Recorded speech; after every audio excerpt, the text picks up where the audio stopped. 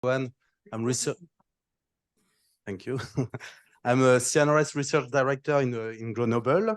So the jury is we have the following members. I will start with the reviewers. So Ralph Colby, who is online, is professor at the university at Penn State. Then we have Jean-Paul Chapelle, who is a research director from the University of Bordeaux.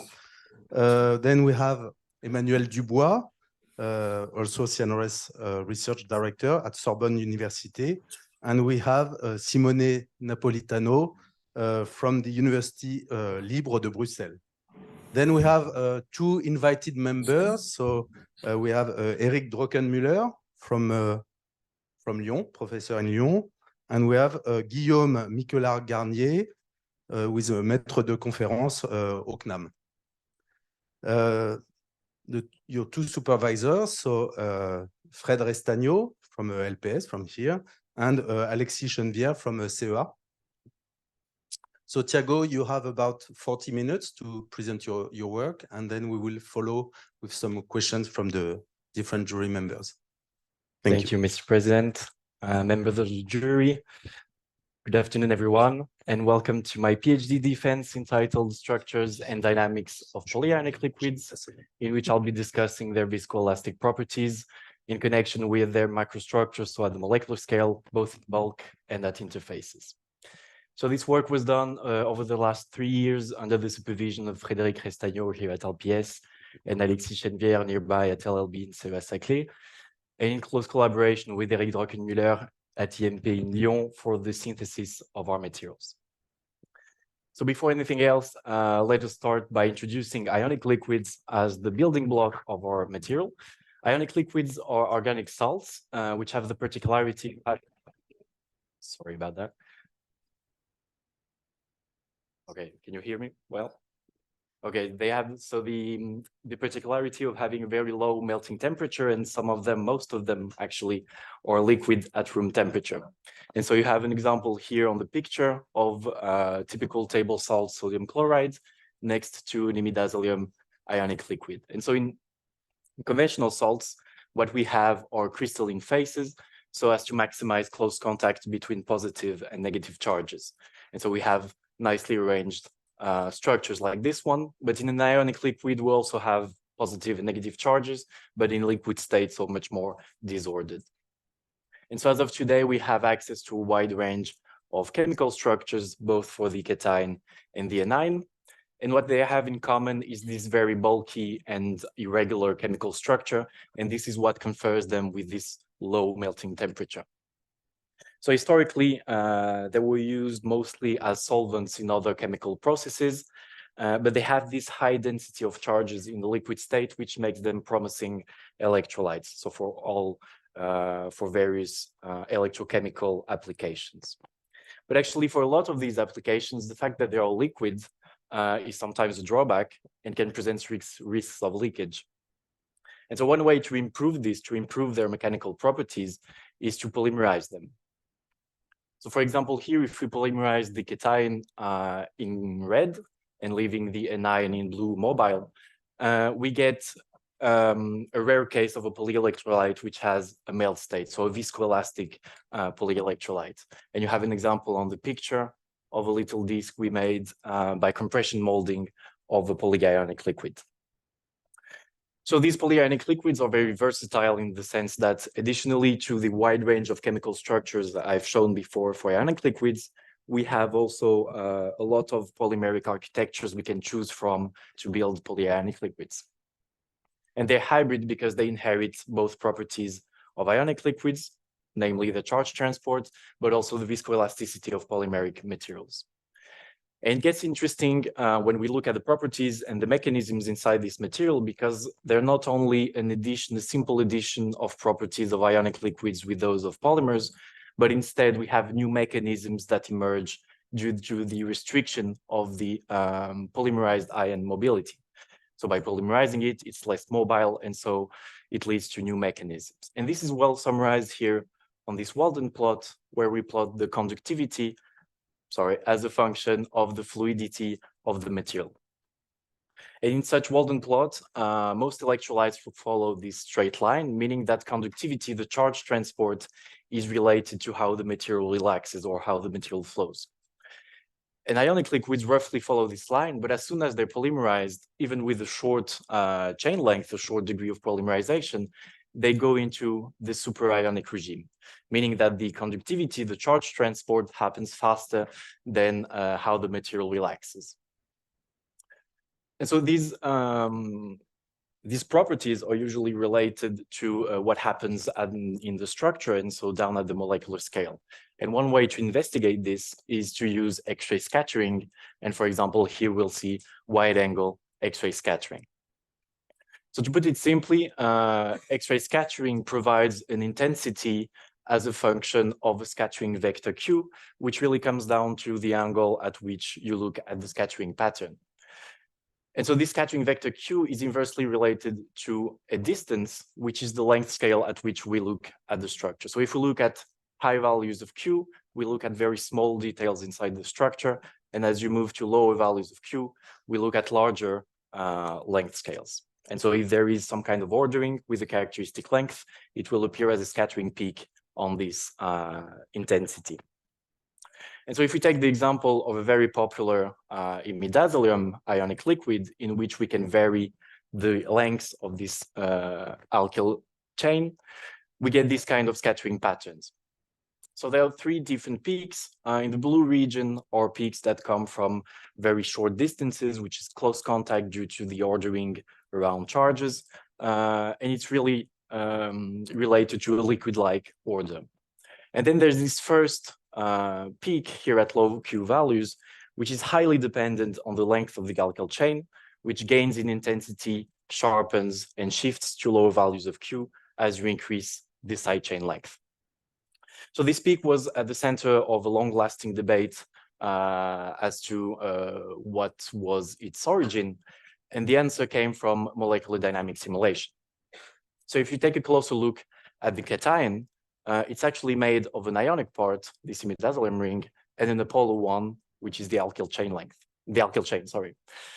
And so it was shown in these simulations that the apolar part separates, is segregated from the ionic part, and forms little globules depicted in green here if the chain is short enough.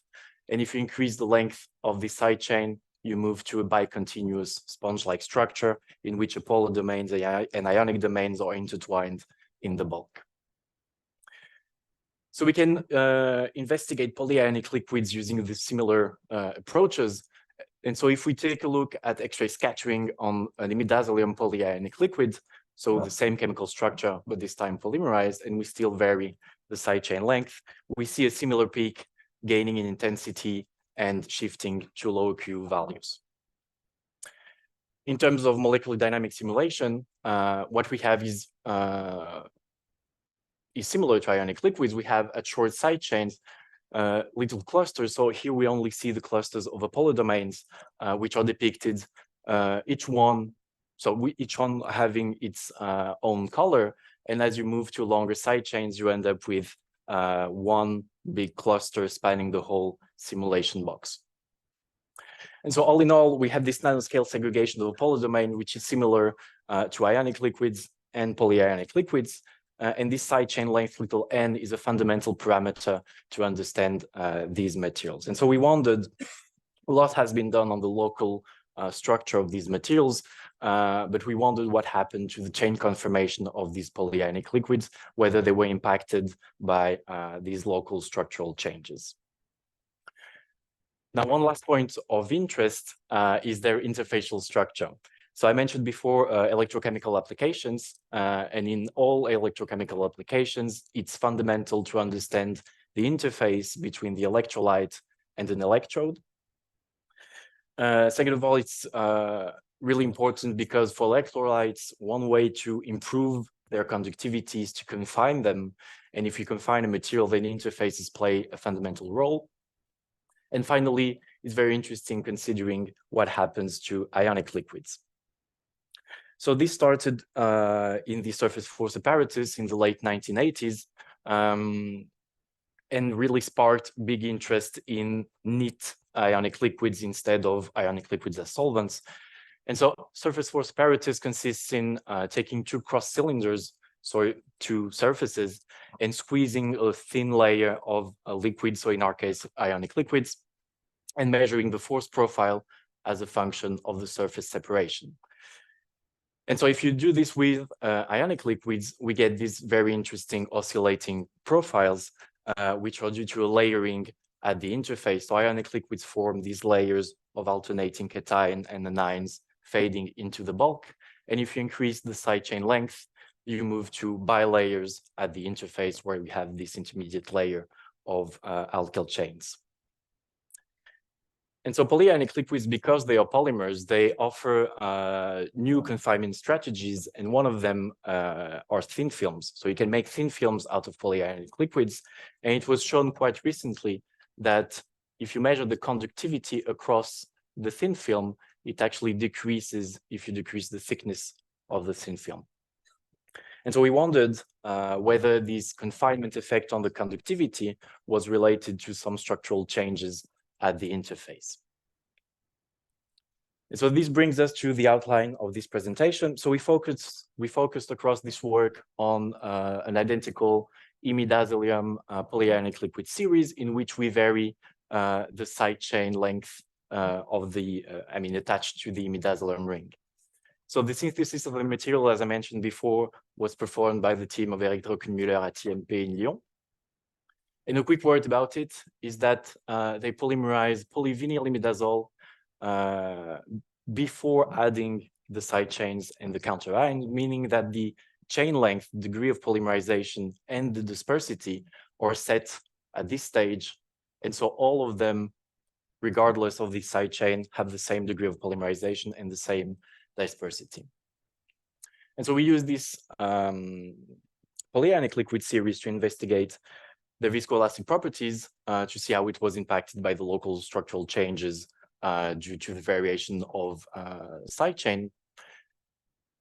And then also their bulk structure, so to answer the question of whether the chain conformation changed with varying side chain length. And finally, the structure of polyionic liquid thin films. So let's start with the viscoelastic properties of these materials.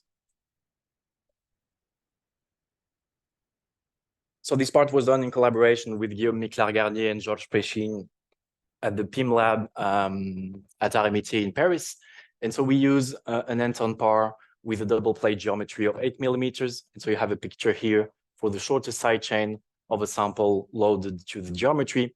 And we measure the storage and loss modulus G prime and G double prime as a function of frequency and for varying temperature. So we move from 30 degrees to 140 degrees, and we control temperature using a convection device and the nitrogen flow.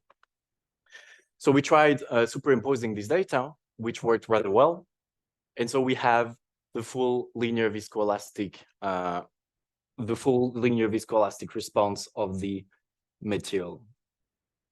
So it looks quite similar to what we can observe for non-ionic unentangled polymers. And so we can identify three regimes here: a glassy region at high frequency or low temperature, where we have high moduli, moving on to a transition zone at lower frequency or higher temperature, and then a terminal region where the material flows like a liquid.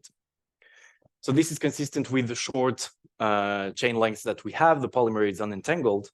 We have these regular slopes here with some deviation from a Rouse model that we typically use for unentangled polymers, which is not uncommon even among non-ionic polymers. And then this characteristic time where G prime equals G double prime, that will be useful later on. So we can now vary the side chain length, moving from 2 carbons in purple to 10 carbons in red. And the first striking feature here is that they are very similar, in terms of shape of linear viscoelastic response, regardless of the side chain length. But we can still identify a trend, which is a shifting trend, both horizontally and vertically. And so we can, because they are very similar, we can summarize this shifting trend by following only the crossover point G prime equals G double prime. So we plot the position in terms of frequency in red, in terms of moduli in blue, as a function of sidechain length. And so we see our two shifting trends. So the shift to lower frequencies, meaning longer times, meaning that the relaxation inside the material are delayed, and the shift to higher moduli, meaning stronger cohesion inside the material.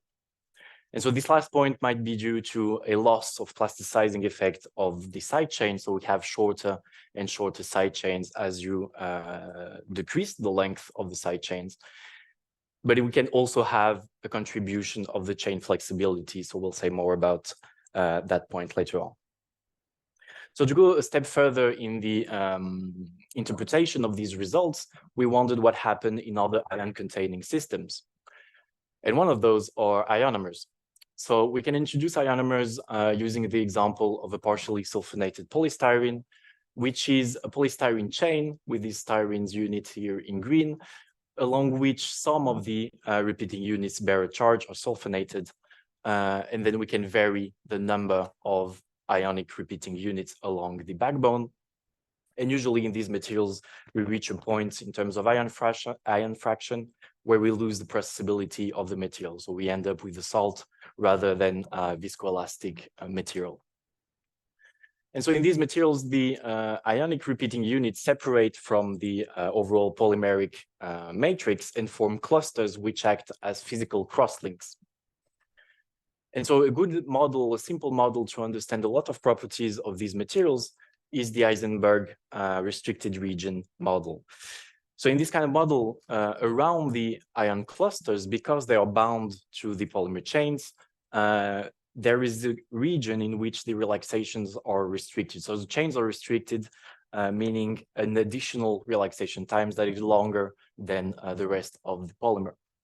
And so we have regions across the bulk with these restricted regions, and this explains the delay of transition and an increase in G prime and G double prime. So if we look at the full linear viscoelastic response of these materials, so they can exhibit variety of responses, but if we look at the PEO ionomer, so once again, we have a fraction of these repeating units that bear a charge, then we get this kind of linear viscoelastic response. So they keep the same shape as you increase the ion content, but there is this trend, this shifting trend to lower frequencies as you increase the ion content. And so this looks fairly similar to what we had on polyionic liquids. And so we can come back to our results. And so we have the same shifting trend, but this time with a decreasing side chain length. And so we can understand this because as you decrease the side chain length, you have a larger ionic volume fraction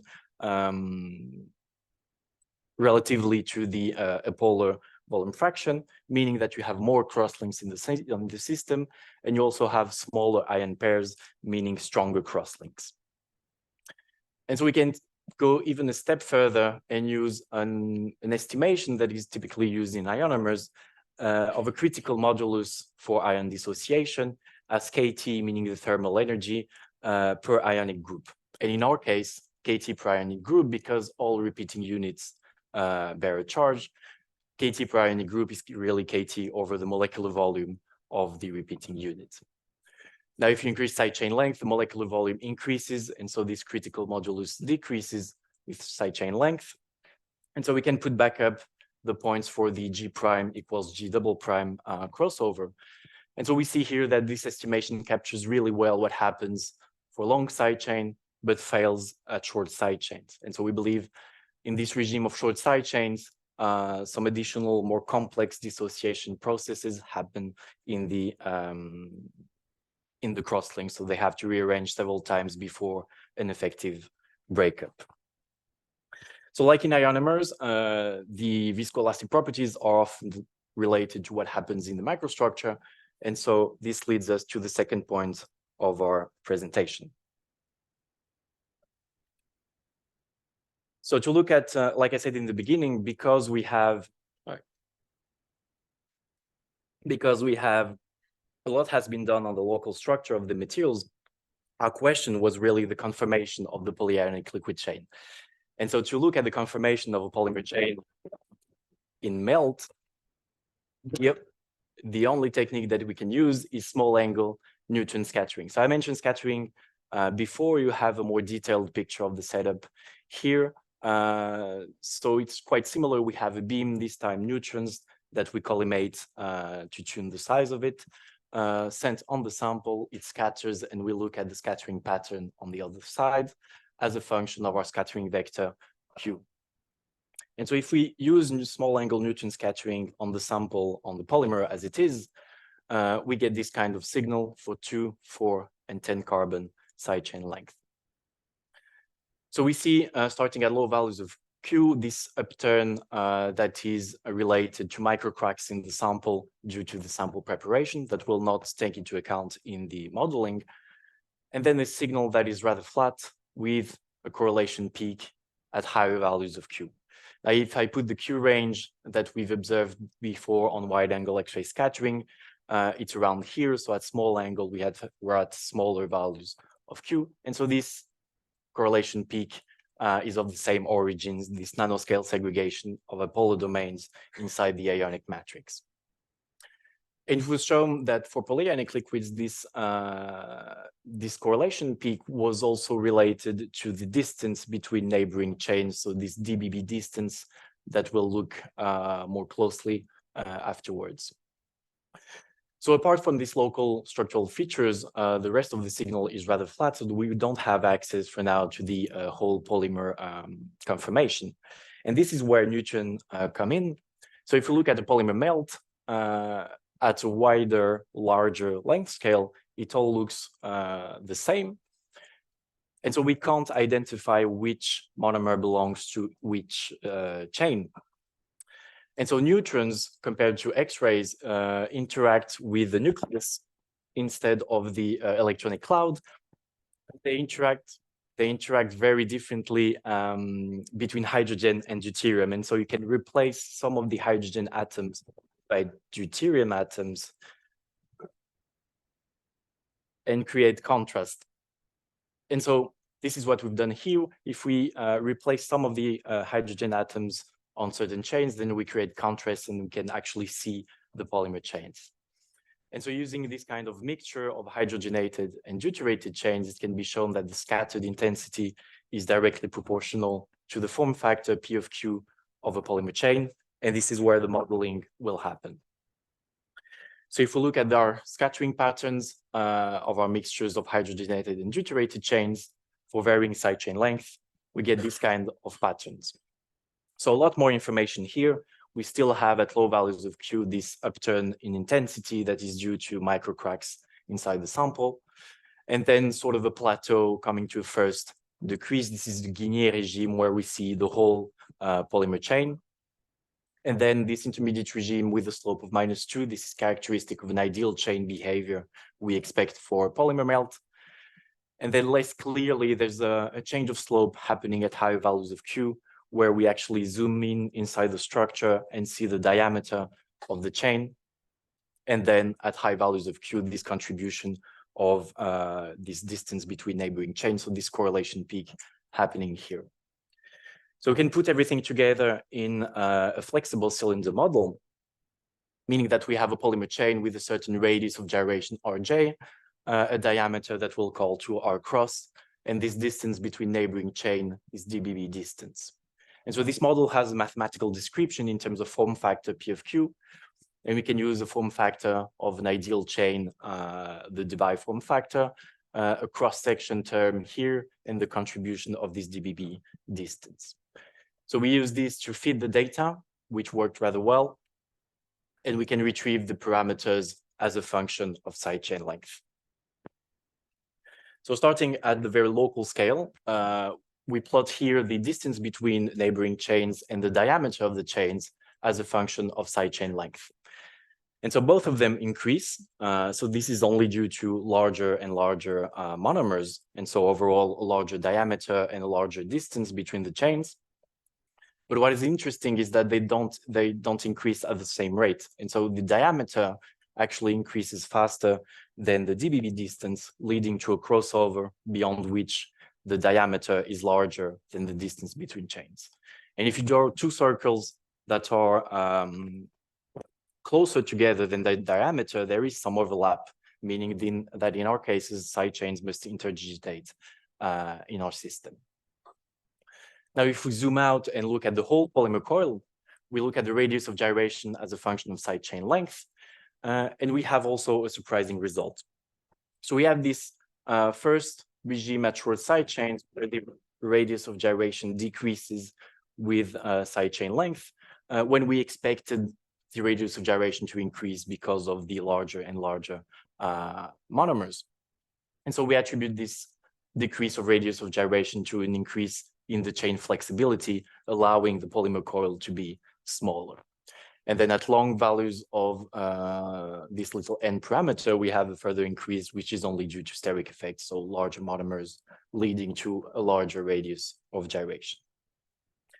Now, last interesting point is that in both cases, at both length scales, we have these sort of two regimes, one at short side chains, one at long side chains. And we've actually seen that before in the viscoelastic property. So if I put back up the position of the crossover point G prime equals G double prime, we see that it's highly dependent on the side chain length at short values of side chain length, and then it sort of level off as you increase little n. So this leads us to our halfway summary. So on one hand, we've seen the viscoelastic properties of these materials, which is very similar to ionomers and the larger realm of associating polymers. We have this, as you decrease the side chain length, this delay of transition, this increase of moduli, and this estimation of a critical modulus as KT per ionic group works really well for long side chains, but fail at short side chains. And on the other hand, we have this heterogeneous and independent bulk structure in which we've shown that the radius of gyration evolves non-monotonously with little n, leading to an onset of interdigitation of the side chain beyond n equals 4. And so all in all, we have this complex interplay between what is related to ion dynamics, to polymer relaxation, or this heterogeneous structure due to the nanoscale segregation of all the domain. Now, if you look at the bulk structure, this heterogeneous structure, it made us wonder what happened if we looked closer to the interface instead of looking in the bulk. And so this leads us to the last point of this presentation on polyionic liquid thin films.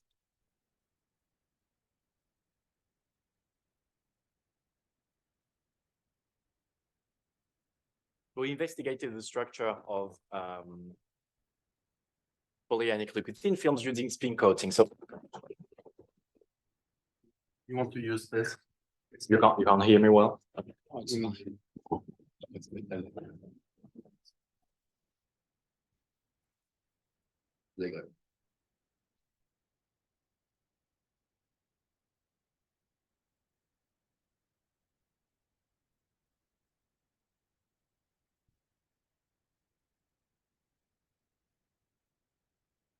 Okay, is it better now?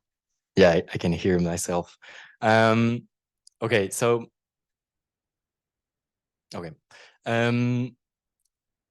so like I was saying, we investigated interfacial structure using spin coating as our fabrication process.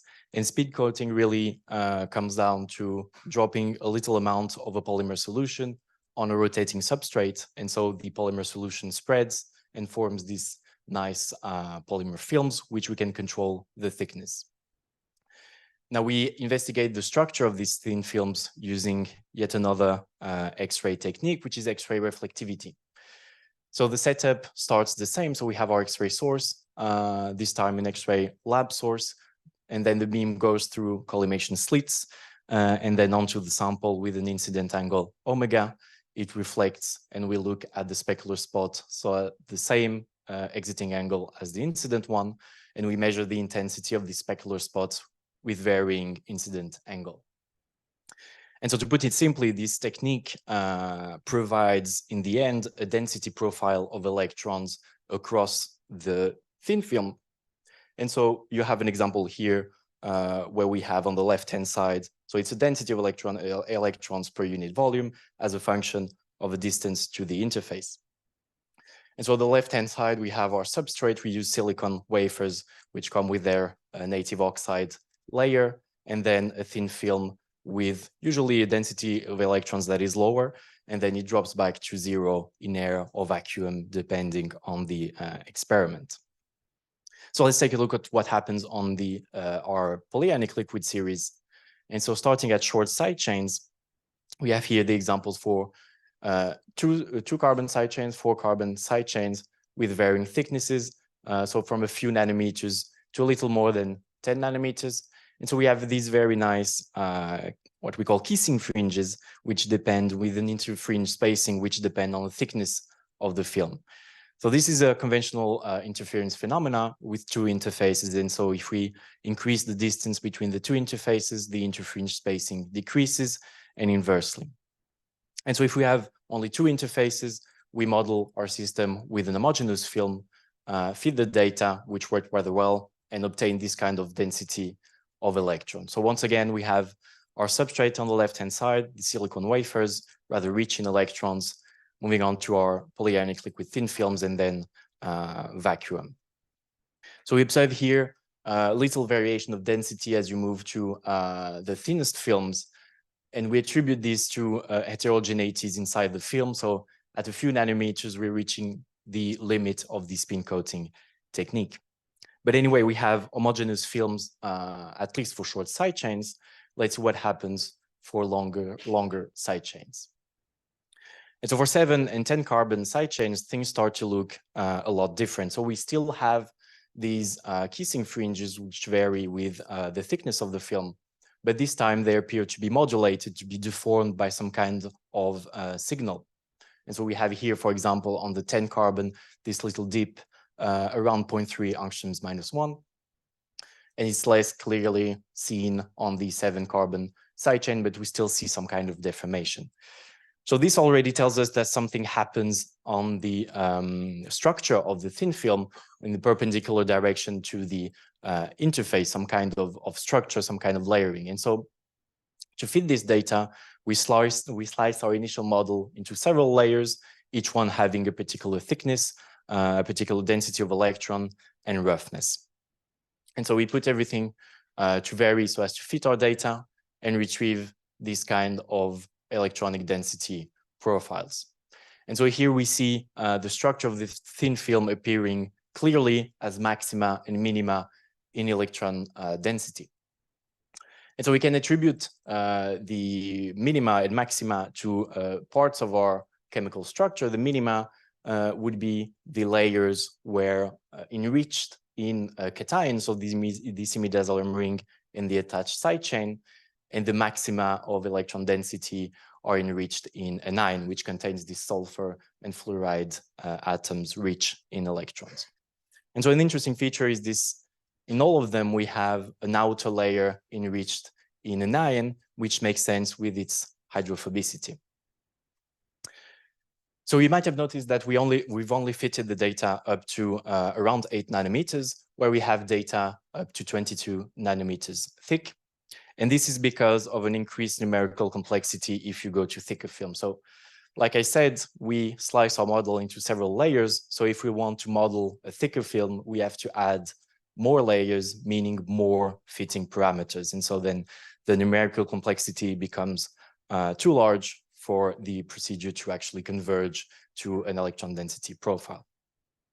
So we had to find another way, and this way was using a Fourier transform analysis. So if you take the reflectivity normalized by the Fresnel reflectivity RF, which is reflectivity on an ideally sharp interface, then we can calculate a G of Z function, which is the Fourier transform of this ratio. Now, there's an approximation called the kinematical or Born approximation, in which this ratio of reflectivity is related to the gradient of electron density, which is denoted here little n. And so if you use both the approximation and our definition of G of Z, we can show that this G of Z function is actually the autocorrelation function of the gradient of electron density. So for now, we know that we can calculate this autocorrelation function using our experimental data, but why is it interesting? Well, if we take an electronic density profile like this one, so once again, we have a substrate and then a polymeric thin film, we have the gradient of electronic density will be the highest at the interface, where the density decreases, drops in value. And so the autocorrelation function of this gradient will be sensible to these interfaces and to that distance, and we'll have a peak in this G of Z function. Now, if we move to more sophisticated systems like structured film, a layered film, we have additional interfaces and meaning additional peaks in this G of Z function. So really what we're doing is moving from a low contrast systems where we don't really see what happens, where the layers start and where they finish, to looking only at the interfaces. So we calculated this on our experimental data. So if we in a real system, we don't have these ideal interfaces, and instead we have rough interfaces with some slow variation, and this only leads to a broadening of the correlation peaks in the G of Z function, but they're still there. So on our experimental data, we've calculated this. So here on the 2 and 4 carbon side chains, and what we see are single peaks depending on the thickness, and the position of this peak here as a function of Z matches the total thickness of the films.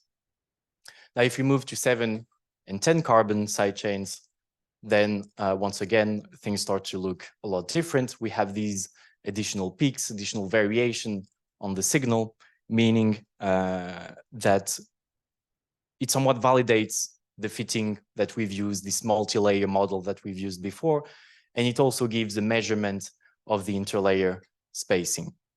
So this first peak here is really the first neighbor correlation between interfaces, and so this interlayer spacing in our structure. And so we can plot it as a function of film thickness and add the points that we've estimated from the profiles before with a lot more uncertainty. But overall, we have this decrease of interlayer spacing with decreasing film thickness, this confinement effect on the structure of our thin films.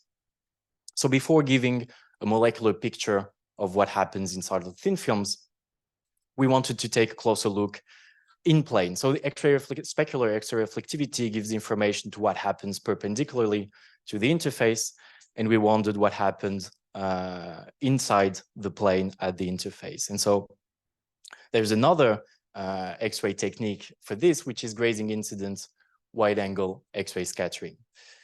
So for this, we need a higher X-ray flux, and so we did this at the Soleil synchrotron with Arnaud Emerlier and the precious help of Suzanne Lafont. So the setup is pretty much the same in terms of an incident beam with a certain incident angle, but this time we'll look at the whole scattering pattern on the other side. So it's really scattering, X-ray scattering, but only in the vicinity of the interface. And so using these scattering patterns, we can measure the distance between main chains, so this dBb distance again, but this time inside the plane and close to the interface. And so we did this as a function of film thickness, both for 10 and 7 carbons. And we've seen that this dBb distance in plane increases as you decrease the thickness of the films. So if we go back to what we've seen in the direction normal to the interface, we have this decreasing interlayer spacing, which we can imagine the following way. So if we focus on a layer enriched in cation, so the imidazolum ring with the attached side chain, as you decrease the thickness of the film, monomers will tend to align with the interface. And so this allows the interlayer spacing to become thinner. But if they align with the interface, then they come in plane, which explains that they push the neighboring chains further away from each other.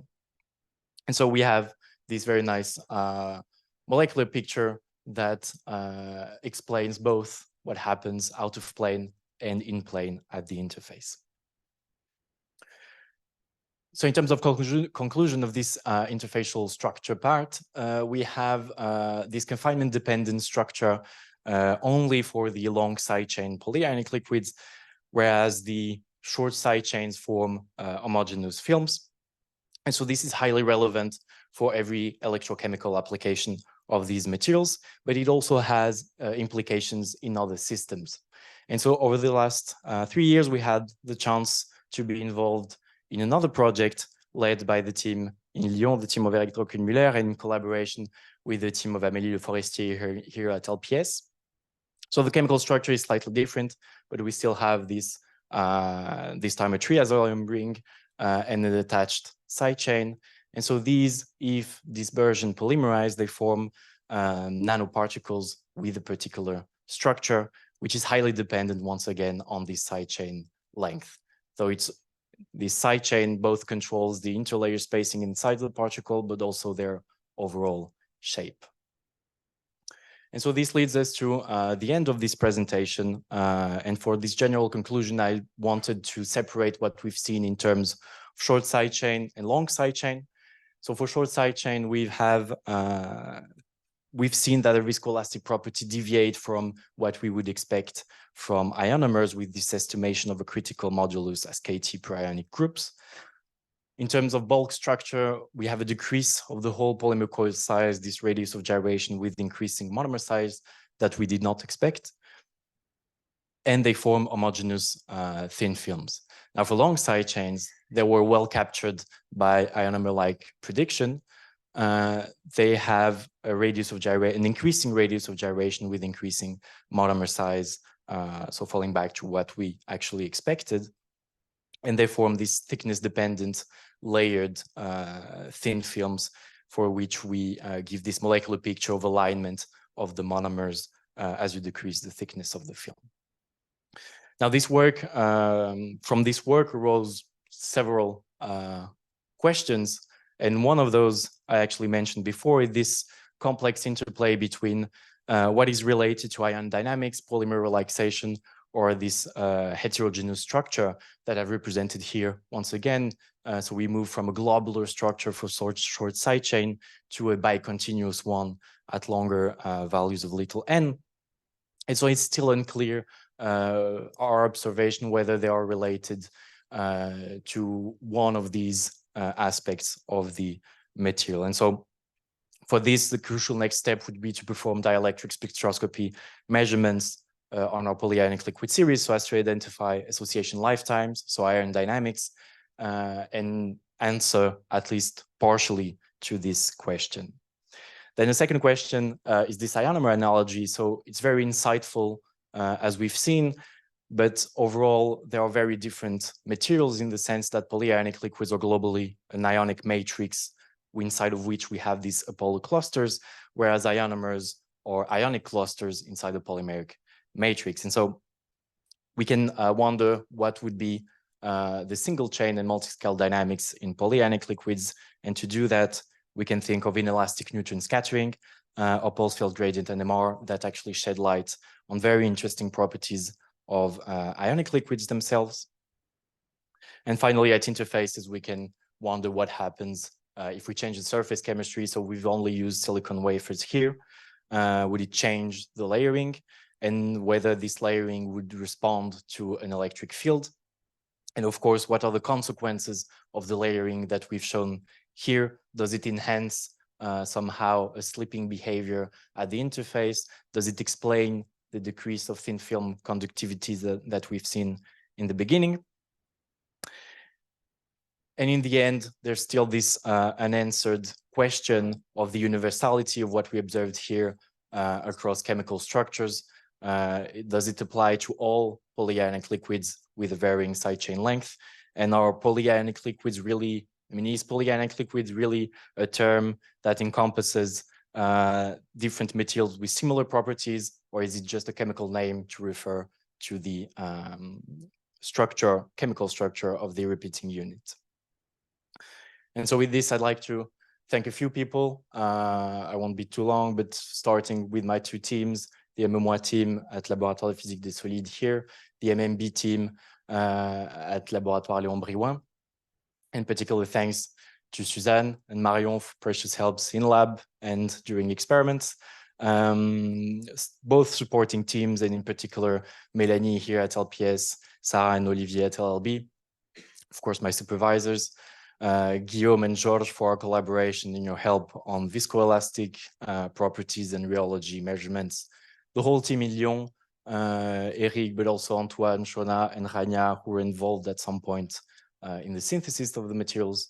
Our two local contacts, Viviane at PSI for neutron scattering, Arnaud at Soleil for the grazing incidence X-ray scattering, my PhD committee over the last 3 years, members of the jury here today, and a particular thanks to Professor Colby for a very insightful discussion. The funding, of course, from Agence Nationale de la Recherche, and of course, my family and friends. Some of them are here today. Thank you.